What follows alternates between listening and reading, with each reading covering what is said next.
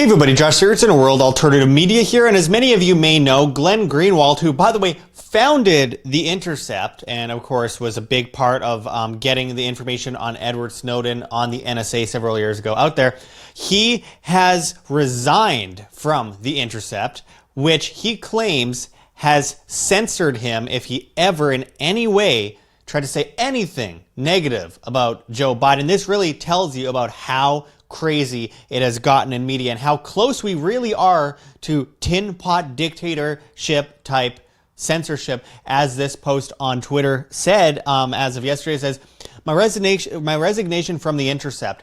The same trends of repression, censorship, and ideological homogeneity plaguing the national press generally have engulfed the media outlet I co-founded, culminating in censorship of my own articles.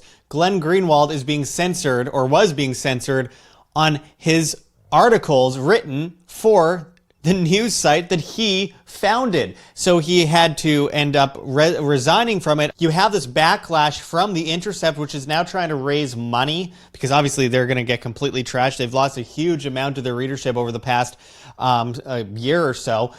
They are trying to basically stay afloat right now that their co-founder has left. And as it says in the Zero Hedge article here, it says the Intercept responds to Greenwald resignation. It says he's throwing tantrum over dubious Biden claims. Dubious Biden claims, you mean claims about Biden that have been backed up by the FBI and the Delaware State Police, and have been backed up by the fact that his lawyer is trying to get the hard drives back, and facts, very much facts, that could change the entire shape of an election, and then they are choosing to censor. No, but they call it editorialism. They're editing it, and they're just trying to make things, keep things factual by doing the exact opposite. Orwellian doublespeak, my friends.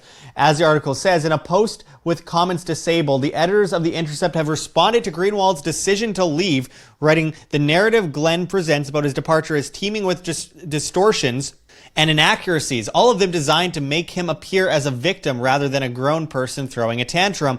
They suggest that the Greenwald was attempting to recycle the dubious claims of a political campaign, the Trump campaign, and launder them as journalism.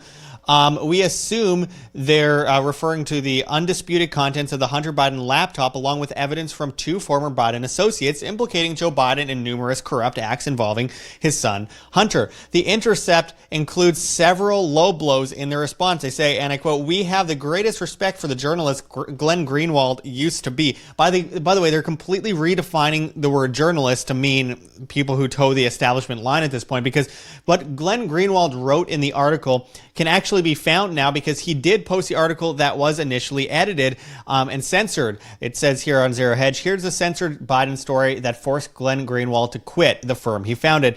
And you could find it on Glenn Greenwald's Substack, which, of course, you can go and look at it yourself. It's a very, very long article, so I'm not going to go through everything here in the article. As you can see, it's quite long. It's insane. He does cover at one point in the article the video of Christiane Amanpour, who we have covered as well, where she just says, I'm not doing your job for you. You show me that there's evidence. I've seen no evidence, as they're given a countless pieces of evidence that literally show what has been found is legitimate. It's crazy, absolutely crazy, to say that there's no evidence when it's been absolutely backed up. But for years, the media went after Trump for Russia over and over and over and over again with almost no evidence, just like convenient correlations between a few things that they said added up to him supporting Russia. I mean, it's crazy. In these documents, you actually see that Biden was working with Russia, Putin's friend, the mayor of Moscow, and all the money that was given to Hunter Biden and then funneled over to Joe Biden and, of course, Joe Biden's brother, and then as well as China, as well as Ukraine, and then, of course, Hunter Biden being in photographs and videos with underage kids in a sexual manner. To say that that is not legitimate and there's no evidence, despite literally video evidence, is so messed up in so many ways. We really have reached that end point, my friends, if we're going to the point where we're saying that there's no evidence when it's right in front of our eyes. And of course, the way The Intercept responded to Glenn Greenwald was absurd, and as this person on Twitter who I follow, Divine Inspiration, says, found this on the Intercept website. It just shows how media twists truth and uses narcissistic and psychopathic tactics to frame people in a completely different light in order to fool and manipulate the masses. And as it shows here out of the response, Glenn Greenwald's decision to resign from the Intercept stems from a fundamental disagreement over the role of editors in the production of journalism and the nature of censorship. Glenn demands the absolute right to determine what he will publish. He believes that anyone who disagrees with him is corrupt, and anyone who presumes to edit his words is a censor. Thus, the preposterous charge that the Intercept censored him. Wait a second. Wait. Back up here for a second. He believes that anyone who presumes to edit his words is a censor, but that's literally the definition, one of the biggest defining factors of censorship. So for them to say that it's crazy and preposterous for him to say that them censoring him, it means that they're censoring him, is preposterous in itself, and again gets right back to the meat of what I was saying before. It's Orwellian censorship. It's absolutely crazy to see this level of censorship, and it's Orwellian doublespeak. For up is down, freedom is slavery, ignorance is strength, war is peace. We are really at the point now where we're saying debunked, real things that have happened and been proven are debunked, and that things that are completely set in fantasy are real. I mean, we've gotten to that point where people call me selfish, for example, for wanting to walk down the street by myself without wearing a muzzle. That's selfish, according to some people, but it's not selfish for them to have the guns of the government extorting me and telling me that I have to, or else I go to jail and get my money stolen from me. I mean, again, Orwellian doublespeak. We've really gotten to the point of no return right now, my friends. We have Julian Assange has been in prison now for, I don't even know how long. It's been a long time. He's been in prison for a while now. He's been getting tortured, according to UN torture experts. He's contemplating suicide as much as that's what they claim. I don't know if that's actually true. They put that out there in the in space so that if he ends up dead, they'll blame it on that. But nonetheless, all he did was share information that was leaked to him that showed U.S. soldiers murdering innocent civilians, including children.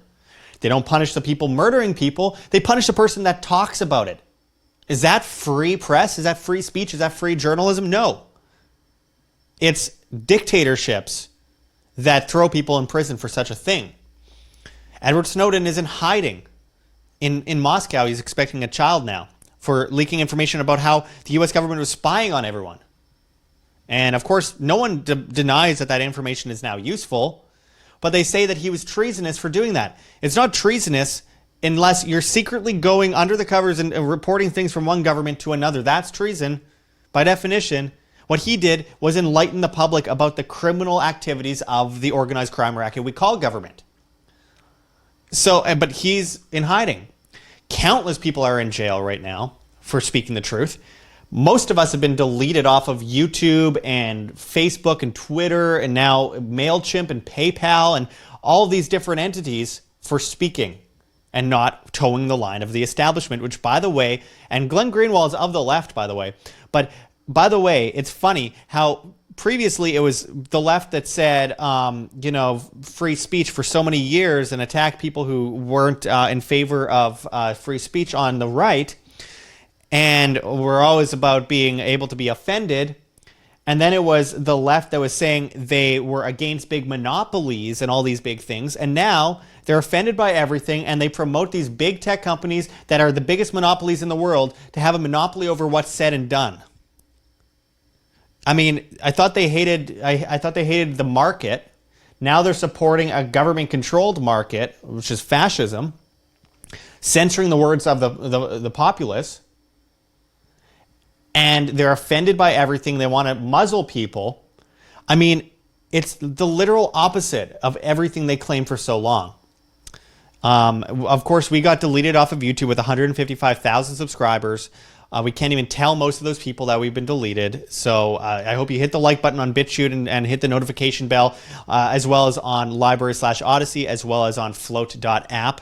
We will continue covering the story. We'll reach out to Glenn Greenwald to interview him, because obviously I'm very interested in this story. And it's really just a telltale sign of what we're witnessing kind of teeter down the totem pole here towards complete censorship of every individual on this planet. It's not just about the media. They start with the media. They get rid of the journalists.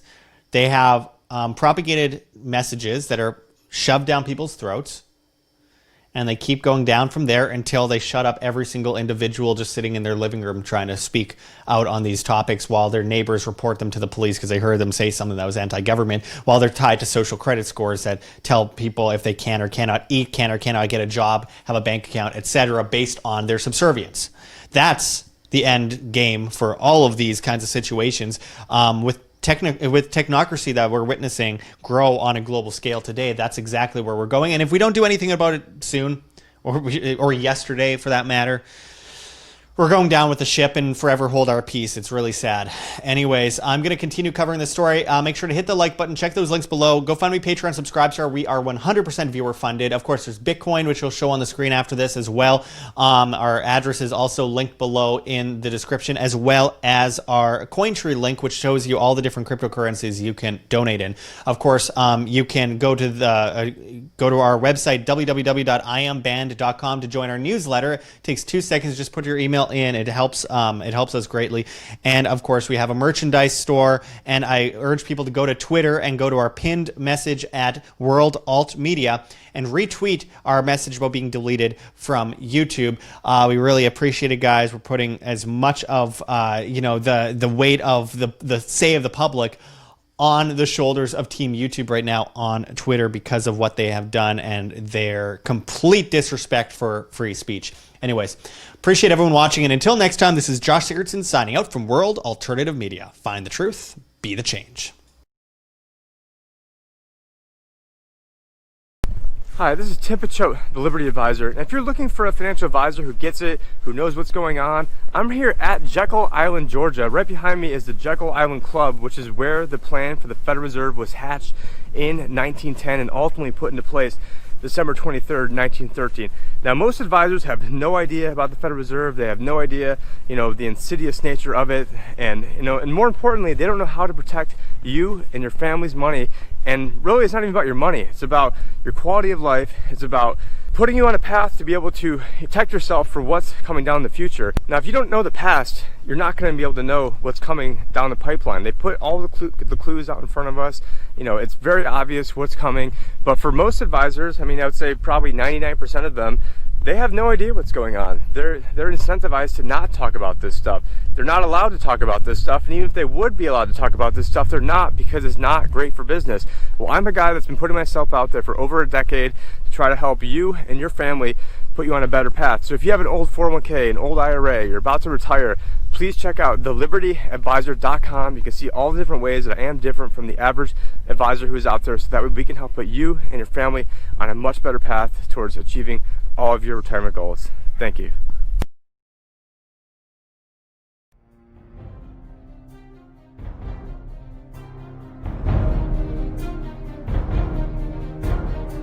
I'm sure you have already changed people's minds in your young age because you're involved, and I like that.